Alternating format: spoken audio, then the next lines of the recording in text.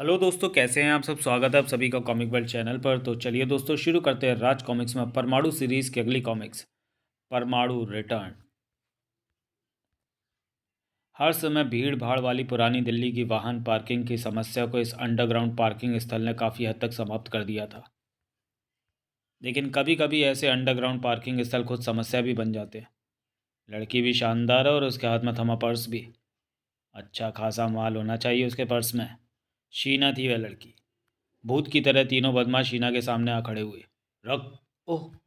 शीना को सारा मामला समझने में एक पल लगा। अगले ही पल,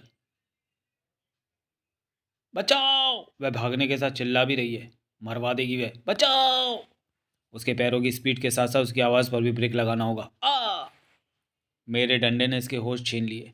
अच्छा हुआ, अब हम आराम से इससे इसका पर्स और घड़ी वगैरह छीन लेंगे। उससे पहले ही मैं तुमसे तुम्हारी आज़ादी छीन लूँगा। परमाणु परमाणु यहाँ कहाँ से आ गया? परमाणु हर उस जगह पहुँच जाता है जहाँ से मजलूमों की चीख गूंजती है और तुम जैसे अपराधियों के ठहाके। अब जब तक पुलिस नहीं आती यहाँ बंधे पड़े रहो।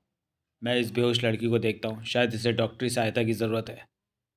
ओ अरे, ये तो शीना है। शीना, परमाणु की प्रेमिका, दुनिया की वह एकमात्र लड़की जिसे परमाणु अपनी जान से ज़्यादा चाहता था। खून खौल गया परमाणु का शीना की हालत देखकर। तुमने मेरी शीना को चोट पहुँचाई, मैं तुम्हें छोड़ूंगा नहीं। परमाणु उन बदमाशों की बुरी गत बनाता उससे पहले ही। तुम ठीक तो हो शीना? तुम ठीक तो हो ना शीना? हाँ। लेकिन तुम यहाँ कैसे पहुँचे परमाणु? पास से ही गुजर रहा था, अंडरग्राउंड पार्किंग से आती चीख की आवाज़ सुनी तो यहाँ पहुँचा। यहाँ तुम होगी ये तो मैंने सोचा भी ना था। मैं इन बदमाशों को तुम पर वार करने का अच्छा सबक सिखाऊंगा। रहने दो परमाणु। मेरे ख्याल से ये मार के नहीं, इनाम के हकदार है, जिसकी वजह से तुम मुझ तक पहुँचे, वरना तुम्हें मुझसे मिलने का टाइम ही कहाँ मिलता है। शीना की बातों ने परमाणु के गुस्से को काफुर कर दिया। मुस्कान खिल गई उसके अधरों पर। तुम्हें तो अच्छी तरह शिकायत करना भी नहीं आता। खैर छोड़ो, ये बताओ यहाँ कैसे? दरीबा कला में राजा पॉकेट बुक्स का नया शोरूम खुला है। सुना है किताबों पर डिस्काउंट दे रहे हैं, इसलिए कुछ किताबें और ज़रूरत की अन्य चीज़ें खरीदने यहाँ पहुँची। क्या मुझे इस खरीदारी में तुम्हारा साथ देने का सौभाग्य हासिल हो सकता है? क्यों नहीं? तो फिर पकड़िए हाथ। शीना को पाने की खुशी में परमाणु कुछ पलों के लिए सब कुछ भूल गया था। अगर ऐसा ना होता तो परमाणु को निश्चय ही उस खतरे का आभास हो जाता जो उससे ज़्यादा दूर नहीं था। ये मेरी किस्मत है कि परमाणु मुझे यहाँ मिल गया, और ये भी मेरी किस्मत ही है कि इस समय मेरे पास वह चीज़ मौजूद है जिसे मैं परमाणु पर इस्तेमाल करना चाहता था। मुझे बेहद सावधानी से काम करना होगा। ज़रा सी गड़बड़ मेरा सारा खेल बिगाड़ सकती है। पर मुझे नहीं लगता कि मेरा खेल बिगड़ेगा, क्योंकि सहयोग से मैं ये जानता हूँ कि परमाणु उस लड़की के साथ देर सवेर राजा पॉकेट बुक्स के इस शोरूम में पहुँचेगा, जहाँ आज उद्घाटन दिन होने के कारण अच्छी खासी चहल पहल है। संजय सक्सेना जी, आज शोरूम में जो भी ग्राहक आएगा उसे मिठाई गिफ्ट देने का काम आपको करना है। ठीक है मनोज जी, यही काम तो मैं चाहता था, क्योंकि कितनी मिठाई और गिफ्ट यहाँ देने और कितने घर ले जाने इसका हिसाब करने के लिए तो मैं सारी रात जागता रहा। रात भर जागे हो तो थोड़ी देर सो जाओ, तुम्हारा काम मैं कर दूंगा। कपड़े थोड़े से टाइट ज़रूर हैं लेकिन चलेंगे। क्या हुआ? जब शोरूम में मौजूद भीड़ नहीं जान पाई तो शीना के साथ उधर ही बढ़ता परमाणु भला क्या जान पाता? तुम अपने मस्तिष्क से बदमाशों पर हल्के फुल्के धमाके करके अपना बचाव कर सकती थी। हाँ, ऐसा मैं कर तो सकती थी, लेकिन उन बदमाशों के अचानक ही सामने आने से मैं बुरी तरह घबरा गई थी। अगर इतना ही घबराती हो तो घर से अकेली बाहर क्यों निकलती हो? कहीं तुम्हें कुछ हो गया तो? मेरे अकेलेपन की बहुत चिंता है तुम्हें? अगर ऐसा है तो मुझसे शादी क्यों नहीं कर लेते? शादी? लेकिन परमाणु अपनी इच्छा को कैसे अपनी ज़ुबान पर ले आता? तुमसे शादी करके मैं भी तुम्हें सदा के लिए अपना बनाना चाहता हूँ शीना, लेकिन मेरा कर्तव्य मुझे इतना वक्त नहीं दे रहा कि मैं परमाणु के दायित्व से मुक्त होकर तुम्हें अपना लूँ। राजा पॉकेट बुक्स का शोरूम आ गया शीना। आओ अंदर चलें। परमाणु हमारे शोरूम में? कॉमिकें खरीदने आए हैं क्या? सक्सेना साहब, परमाणु को मिठाई और गिफ्ट देना अभी लाया। मुझे इसके बारे में नहीं कहा जाता तब भी। सॉरी। जी नहीं, मेरी फ्रेंड शीना आपके यहाँ से कुछ जनरल बुक्स खरीदने आई है, मैं तो इसके साथ चलाया। पधारने का धन्यवाद। सक्सेना साहब, परमाणु को मिठाई और गिफ्ट देना अभी लाया। मुझे इसके बारे में नहीं कहा जाता तब भी मैं ये काम करने वाला था, क्योंकि यही काम करने के लिए ही तो मैं यहाँ मौजूद हूँ। मिठाई मिठाई तो ठीक है, लेकिन नागराज की इस कैप और टी शर्ट का मैं क्या करूँगा? आप इन्हें पहनेंगे तो हमें खुशी होगी, लेकिन प्लीज़ इनकार मत कीजिए। जब तक तुम इस शोरूम में जब तक हम इस शोरूम में हैं तब तक इसे पहनने में क्या बुराई है परमाणु? वापस लौटे हुए उतार देना। तुम कहती हो तो पहन लेता हूँ। आज किस्मत मेरे साथ है, हर काम वैसे ही हो रहा है जैसे मैं चाहता हूँ। उम्मीद है किस्मत आगे भी ऐसे ही साथ देती रहेगी। थोड़ी देर बाद सारी किताबें खरीद ली, अब चलते हैं। नागराज की इस कैप और टी शर्ट का क्या करूँ? ये मेरी उड़ान में बाधक बनेगी। मैं इन्हें वापस कर देता हूँ। आप इन्हें ले जा सकते हैं। Thank you. किसी बच्चे को इनकी मुझसे ज़्यादा ज़रूरत हो सकती है। किसी बच्चे को नहीं, मुझे ही इसकी बहुत ज़रूरत है, क्योंकि क्योंकि इस कैप में मौजूद है वह यंत्र जो है बहुत छोटा, लेकिन उसने एक ऐसा बड़ा काम किया जो परमाणु को बचाएगा, नचाएगा मेरे यानी प्रिंसिपल की उंगलियों पर। और ऐसा जल्द ही होगा, बहुत ही जल्दी। अपराध को एक विद्या, अंडरवर्ल्ड को एक स्कूल और खुद को उस स्कूल का हेडमास्टर कहने वाला प्रिंसिपल जो करना चाहता था, वह अभी भी परमाणु विनय की समझ से बाहर था। टिंग टोंग।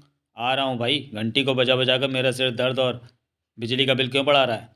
अरे ये तो रहा नहीं रही है आफत की गुड़िया, मुसीबत की पुड़िया शिप्रा। दिल्ली पुलिस का जाबाज सिपाही, कई कंपनियों का सुपर मॉडल इस रूप में। अगर तुम्हारा हंसना और दांत दिखाने का कोटा पूरा हो गया हो तो सुरसा सा फैला अपना मुंह बंद करो। बताओ सुबह सुबह कैसे आना हुआ? सुबह सुबह तुम्हारी शक्ल देखकर अपना सारा दिन खराब करने का मूड तो नहीं था मेरा। फिर सोचा मैंने जो पनीर के पकौड़े बनाए वो तुम्हें दे आऊँ, ताकि तुम रोज़ की तरह आज भी खाली पेट घर से बाहर ना निकलो। थैंक यू शिप्रा जी। अभी मेरी आत्महत्या करने का कोई विचार नहीं है। आगे कभी बनेगा तो जहर की जगह आपके हाथ के पनीर के पकौड़े खा लूँगा। क्या कहा? अरे जल गई क्या मेरी रोटी? आओ। ये मेरे पनीर के पकौड़ों को ठुकराने की सज़ा है। अब जाकर हाथ पर बर्नर लगाओ, तुम्हारी रोटियां मैं सेक देती हूँ। तुम मेरे लिए जो कर रही हो उसके लिए थैंक यू। कब तक औरों को थैंक यू कह कर गुजारा चलाते रहोगे विनय कुमार जी? एक बार में ही सारा झंझट क्यों नहीं निपटा देते? शादी क्यों नहीं कर लेते? शादी? हाँ, शादी के बहुत फ़ायदे हैं। शादी के बाद सुबह नाश्ता तैयार मिलता है, दोपहर को लंच और शाम को डिनर। कपड़े बर्तन धुले हुए मिलते हैं और जूते पॉलिश किए हुए। थके हारे आओ तो वाइफ हाथ पाँव दबा देती है, और तुम तो शादी पर भाषण ही देने लगी। छोड़ो इस बात को। क्यों मेरे सिर में दर्द कर रही हो?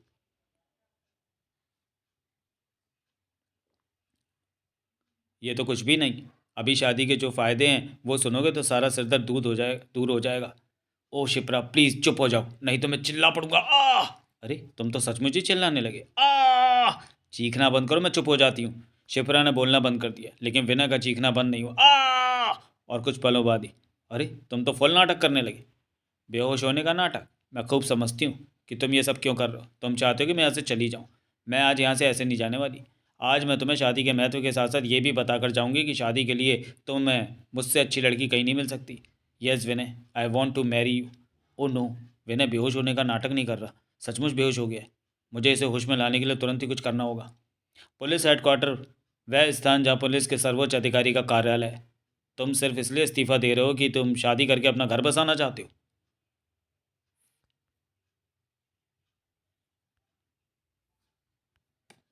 What nonsense inspector, what nonsense. अरे भाई तुम शादी कर रहे हो तो शौक से करो, लेकिन इसके लिए नौकरी से रिज़ाइन क्यों कर रहे हो? क्या पुलिस के सिपाही शादी नहीं करते? क्या वे अपने घर परिवार के साथ नहीं रहते? मैं मानता हूँ सर कि सिपाही शादी भी करते हो, घर परिवार भी बसाते हैं, लेकिन मुझे नहीं लगता सर कि मैं शादी और घर परिवार की जिम्मेदारियों के साथ साथ सिपाही के कर्तव्य को भी ढंग से निभा पाऊँगा। इसलिए मैंने नौकरी छोड़ने का फ़ैसला किया। बट प्लीज़ सर, कुछ मत कहिए, ये मेरा आखिरी फ़ैसला है। As you wish. लेकिन फिर भी मैं अपने सबसे होनहार सिपाही को खोना नहीं चाहूँगा, इसलिए मैं तुम्हारे इस इस्तीफे को कुछ दिनों के लिए अपने पास रखता हूँ। शायद तुम्हारा वापस लौटने का विचार बन जाए। Thank you sir. ओह, ऐसा लग रहा मन से कोई भारी बोझ हट गया है। अब मैं आज़ाद पंछी हूँ। अब मुझे सबको बता देना चाहिए कि मैं शादी कर रहा हूँ। किससे? उसके बारे में सारी दुनिया के साथ साथ तुम भी जान जाओगी। उसका नाम शीना है, लेकिन सारी दुनिया को उसका नाम बताने से पहले मैं शीना और विनय की शादी कि उस सबसे बड़ी अड़चन को हटाना चाहता हूँ जिसका नाम है परमाणु। हाँ, परमाणु। परमाणु ही शीना और विनय के बीच की दीवार है। जहाँ विनय शीना को अपनी जान से ज़्यादा चाहता है, वहीं शीना परमाणु से बेइंतहा मोहब्बत करती है। लेकिन विनय ही परमाणु ये बात शीना नहीं जानती, लेकिन आज जान जाएगी। वाह, बड़ी खूबसूरत जगह है ये। लेकिन तुम मुझे यहाँ क्यों लाए हो? तुमसे वह बात कहने के लिए जो इस जगह ही नहीं सारे जहाँ से सुंदर है। अच्छा, ऐसी कौन सी बात है? मुझसे शादी करोगी क्या? मैं तुमसे शादी करना चाहता हूँ। तुम्हें अपनी शरीक हयात, अपनी अर्धांगिनी बनाना चाहता हूँ। क्या तुम्हें मंजूर है? जवाब में लता की तरह परमाणु से लिपट गई शीना। ओह परमाणु, तुम्हारे मुंह से ये शब्द सुनने के लिए मैं कब से तरस रही थी। तुम्हारी पत्नी बनकर तो मैं खुद को धन्य समझूंगी परमाणु। तुम परमाणु की नहीं, विनय कुमार की दुल्हन बनने जा रही हो शीना। विनय कुमार की दुल्हन? हाँ, क्योंकि आज से हमारे बीच मौजूद परमाणु की ये दीवार हमेशा के लिए हट रही है। विनय, तुम परमाणु? हाँ, मैं ही परमाणु, तुम्हारा परमाणु। ओ विनय, कितनी खुश हूँ मैं तुम्हारी असलियत जानकर। शीना और विनय दो जिस्म शादी के अटूट बंधन में बनकर एक जान हो गए। खुश होना? बहुत। कितना? सारे जहाँ की खुशियाँ पाकर जितना कोई खुश होता है उतना। और तुम छोड़ो मेरी खुशी को। अगर उसे नापने बैठोगी तो धरती आकाश समुद्र सभी कम पड़ जाएंगे। ओ परमाणु, क्या तुम मुझे सुन रहे हो परमाणु? क्या हुआ? रोबोट का मैसेज, जिसके आने का एक ही अर्थ होता है, शहर में कोई ऐसी मुसीबत जहाँ मुझे तुरंत ही परमाणु बनकर पहुँचना होता है। मुझे जाना होगा शीना। जाओ, मैं तुम्हारे रास्ते की रुकावट नहीं बनूंगी, तुम्हारा इंतज़ार करूंगी। मुझे कहाँ पहुँचना है प्रोफेसर? मंगोलपुरी के आर ब्लॉक में। वहाँ एक फैमिली को कुछ मनमत जिंदा जलाने की फिराक में है। तो तू ही वो सुनील कुमार है जिसने अखबार में ये छपवाया कि हम इस मोहल्ले में शराब बेचते हैं। कल उसी अखबार में तेरी लाश की जली हुई फ़ोटो भी छपेगी। अरे, ये मेरे पाँव ज़मीन से कैसे उखड़ गए? जुर्म की ज़मीन पर अपराधी के पाँव हमेशा टिके नहीं रहते, उन्हें उखड़ कर चल नहीं होता है। आ आई, जेल के रास्ते की तरफ। परमाणु फूंक कर रख दूंगा तुझे। नामुमकिन है, लेकिन फिर भी मैं तुझे ऐसा करने का मौका ज़रूर दूंगा, ताकि तुझे पता चल सके कि जुर्म की आग कितनी भी तेज सही, लेकिन जुर्म से लड़ने वालों को नहीं जला सकती। ओह, कभी नहीं जला सकती। धड़ाक। आई, क्या हुआ? ये पैनक्रियाज की बीमारी से ग्रस्त है। उस बदमाश के वार से इनके पेट में उस बीमारी का दर्द खड़ा हो गया। ऐसे में इन्हें सफदरजंग हॉस्पिटल पहुंचाना ज़रूरी है। हे भगवान, इतनी रात गए इन्हें इतनी दूर हॉस्पिटल में कौन पहुंचाएगा? मैं इन्हें हॉस्पिटल पहुंचाऊंगा। परमाणु के रूप में अपनी जिम्मेदारियां निभाकर परमाणु जब भोर की किरणों के साथ वापस लौटा तो शीना उसे सच में इंतज़ार करती ही मिली। शीना, तुम सोई नहीं? जब तुम रात भर जागकर अपना कर्तव्य निभा सकते हो, तो क्या मैं जाकर पत्नी का धर्म नहीं निभा सकती? ओ शीना, कितनी अच्छी हो तुम। अच्छा, अब पत्नी धर्म निभाते हुए एक काम और करो, मेरे लिए थोड़ा पानी गर्म कर दो। मुझे नहा धोकर एक कंपनी के ऑफिस में मॉडलिंग का काम करने जाना है। आखिर खर्चा कमाने और घर बनाने के लिए कुछ काम तो करना ही होगा। विनय के मॉडल और पति के रूप में धीरे धीरे तालमेल बैठ रहा था, लेकिन उस तालमेल को परमाणु का अस्तित्व डांवाडोल कर रहा था। अरे क्या हुआ, आप खाना छोड़कर क्यों उठ गए? रोबोट का मैसेज है शीना। मुझे जाना होगा। ओह, हे भगवान, आपके कंधे पर तो गहरा जख्म है। एक विलेन की लेज़र बुलेट कंधे को चीरती हुई निकल गई। लेकिन चिंता की कोई बात नहीं, कुछ ही दिनों में ये जख्म बढ़ जाएगा। चिंता तो अब करनी ही होगी, क्योंकि अगर आपको कुछ हो गया तो आपके उस बच्चे को क्या जवाब दूंगी जो मेरे घर में पल रहा है? क्या तुम माँ बनने वाली हो? याहू! विनय की इस खुशी के रंग में अचानक प्रबोध की आवाज़ ने भंग डाल दिया। परमाणु, चांदनी चौक में ज्वेलरी शॉप लुट रही है, तुम्हें तुरंत ही वहाँ पहुँचना है। सॉरी प्रबोध, आज परमाणु कहीं नहीं जा सकता। परमाणु को आज जो खुशी मिली उसे वो अपनी पत्नी के साथ मिलकर बांटना चाहता है। लेकिन परमाणु, प्लीज़ प्रबोध, आज मुझे डिस्टर्ब मत करो। आज दिल्ली में अपराधी सफल हो जाएंगे तो कोई नई बात नहीं होगी। दिल्ली की उस आग ने आज पहली बार दिल्ली में होते अपराध की तरफ से आंखें फेरी थी, और ये पहली बार धीरे धीरे कई बार में बदल रही थी। परमाणु, दिल्ली को तुम्हारी ज़रूरत है, जल्दी पहुँचो। ओके। ओ, क्या हुआ शीना? अचानक मेरे पेट में दर्द होने लगा। लगता है तुमने कुछ उल्टा सीधा खा लिया है। चलो, मैं तुम्हें डॉक्टर के पास ले चलता हूँ। परमाणु, तुम मुझे सुन रहे हो ना? हाँ प्रोफेसर, मैं तुम्हारी बात सुन रहा हूँ, लेकिन मैं कहीं नहीं जा सकता, क्योंकि इस समय मेरी पत्नी को मेरी ज़रूरत है।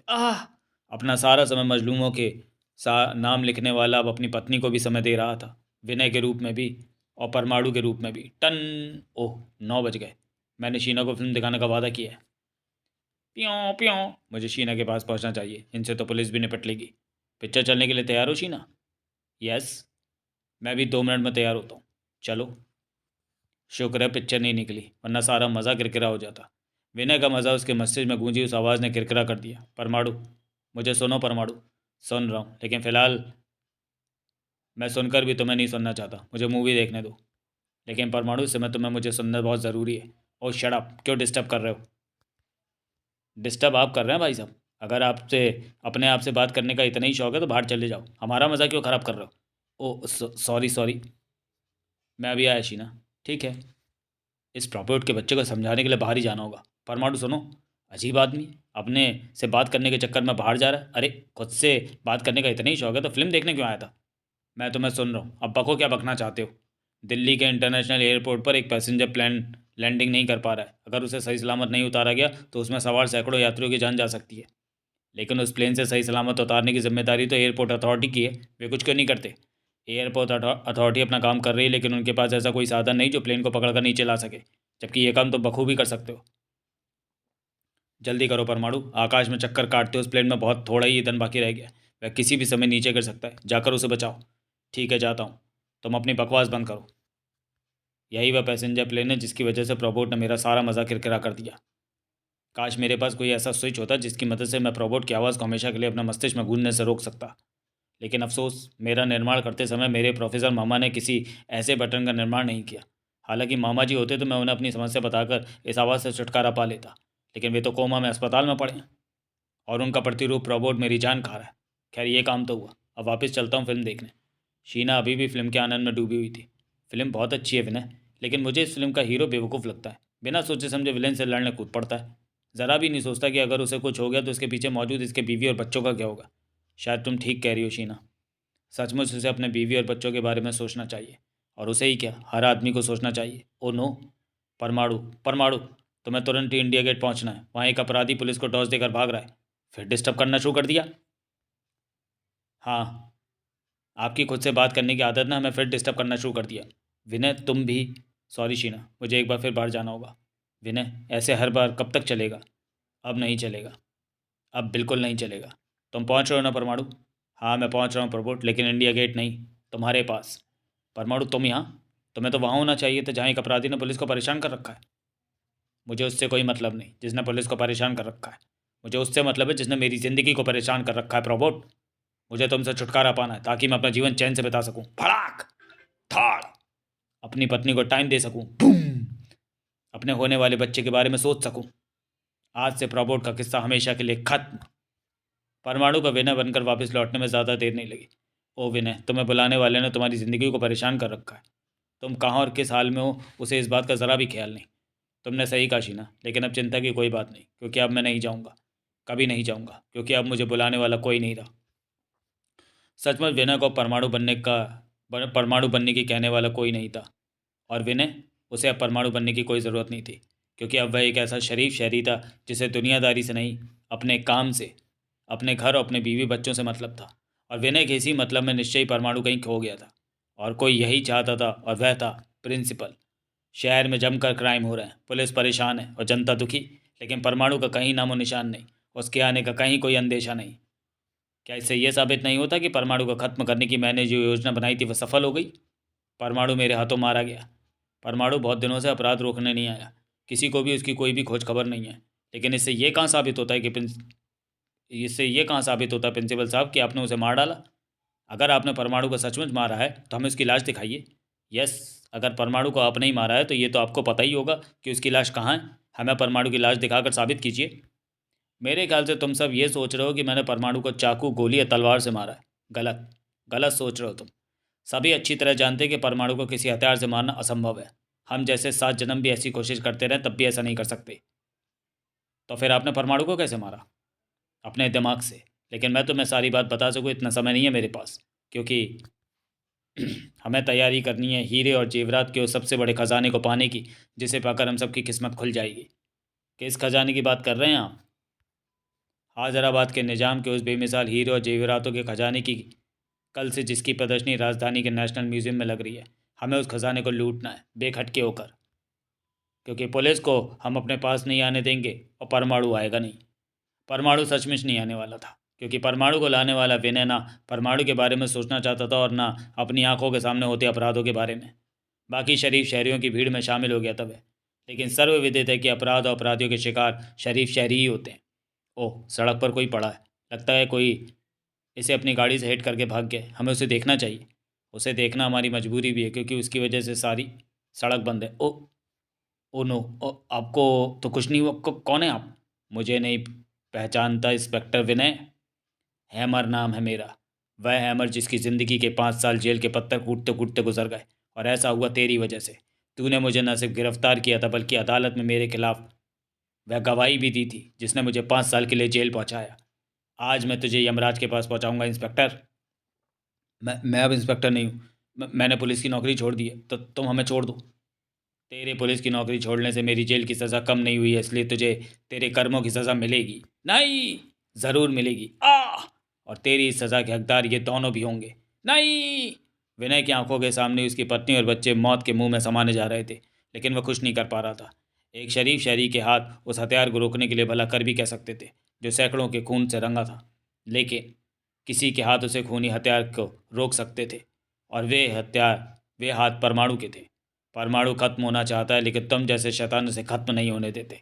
इसलिए जब तक तुम जैसे अपराधी कीड़े जिंदा हैं, जब तक अपराध का नागफन फैलाए है, जब तक जुल्म की अधिकता से उठने वाली एक भी चीख कायम है, परमाणु खत्म नहीं होगा। परमाणु आएगा, परमाणु ज़रूर आएगा। परमाणु को आना ही चाहिए था, लेकिन परमाणु नहीं आएगा। कुछ लोग इसके लिए पूरी तरह आश्वस्त थे।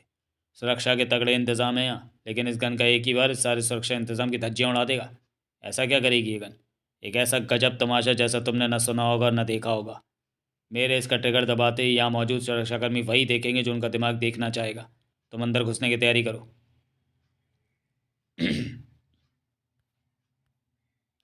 जैसा प्रिंसिपल ने कहा था वैसा ही हुआ। उसके साथियों को न कोई रोकने वाला था। म्यूजियम से सारे हीरे जवाहरातों को लेकर अड्डे पर पहुंचो। ओके प्रिंसिपल साहब। जैसा प्रिंसिपल ने कहा था वैसा ही हुआ। उसके साथियों का ना कोई रोकने वाला था और ना टोकने वाला। थोड़ी ही देर में काम पूरा हुआ। चलो जल्दी। हा हा हा हा। बेशकीमती हीरे जवाहरातों का खजाना मेरा हुआ, और इस खजाने को हमने बहुत ही आसानी से पा लिया। हमें कोई नहीं रोक सका, ना सुरक्षाकर्मी और न पुलिस हमारे सामने आई और न परमाणु। अभी तक समझ नहीं आया कि ऐसा हुआ कैसे। आज ये खजाना हमारा हुआ, इसलिए आज वक्त है कि मैं तुमको बता दूं कि मैंने परमाणु को दिमागी तौर पर कैसे मारा। और नेशनल म्यूजियम के सुरक्षाकर्मी सब कुछ होता देखकर भी चुपचाप क्यों खड़े रहे। इस छोटे से डिवाइस को गौर से देखो। मैंने इसे वंडर डिवाइस का नाम दिया है, और ऐसा इसलिए क्योंकि ये डिवाइस एक बार किसी के मस्तिष्क के संपर्क में आ जाए तो इसमें मौजूद माइक्रो स्कैनर सेकंड में उस मस्तिष्क को स्कैन कर लेते हैं, और मिनटों में उस मस्तिष्क में मौजूद सबसे बड़ी और महत्वपूर्ण इच्छा को ढूंढ लेते हैं। और ऐसा होने के ठीक बाद इस डिवाइस में मौजूद रेडियो एक्टिव युक्त कुछ विशेष तरंगें उस मस्तिष्क में प्रवाहित होने लगती हैं, और उस मस्तिष्क की सबसे बड़ी इच्छा तक पहुँच उसे डेवलप करना शुरू कर देती हैं।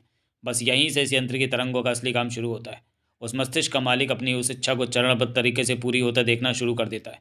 हर काम उसकी उस इच्छा के अनुसार होने लगता है, और एक समय ऐसा आता है जब इंसान आराम से पड़ा पड़ा अपना हर काम अपनी मर्जी से होता देखता है, जबकि वास्तविकता में ऐसा कुछ नहीं होता। एग्जैक्टली असल में होता यह है कि इस तरह इंसान का मस्तिष्क धीरे धीरे मरना शुरू कर देता है। यानी आप ये कहना चाहते हैं कि परमाणु के साथ भी यही हुआ है?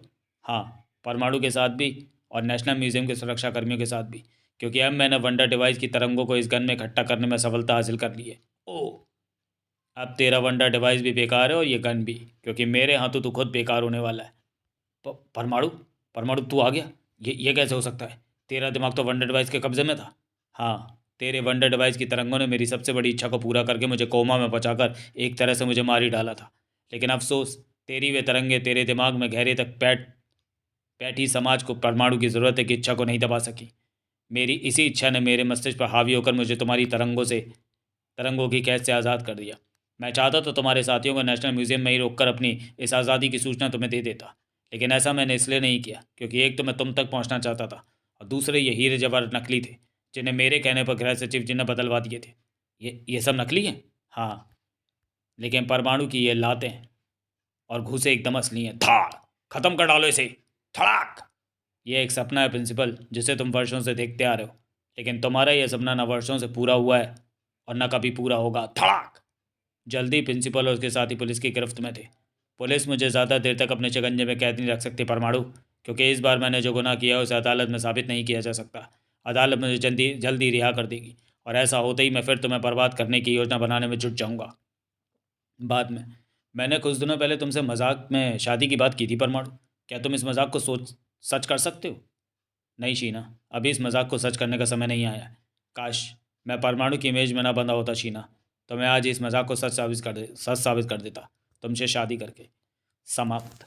तो चलिए दोस्तों, वीडियो को यहीं समाप्त करते हुए मिलते हैं परमाणु सीरीज़ के अगले कॉमिक विशेषांक फिर आया इतिहास में। तब तक के लिए धन्यवाद।